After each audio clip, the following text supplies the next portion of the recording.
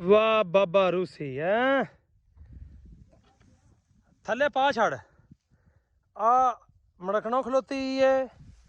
आ बाबे नहीं खलोते हैं आ ट्राला लोड होया पिया वाह जी वाह वाह आ जी पराली इतों मुल लईए ते लोड कर रहे हैं 3 बंदियां ट्राला 3 घंटिया लोड किया है 2.5 घंटिया च भाजी मैं भुल गया वहाँ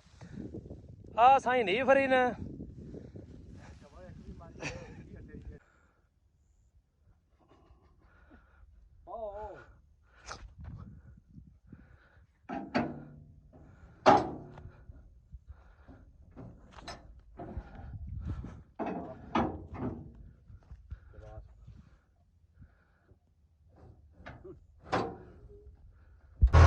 ट्राला लैके जा रहे हैं जी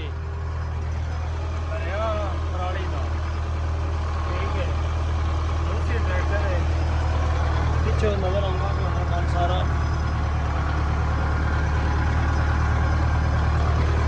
ठीक है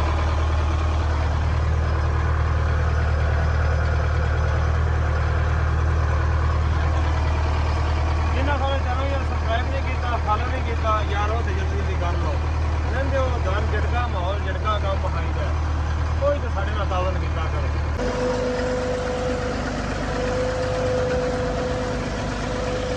ये बाडी बा की पाया जी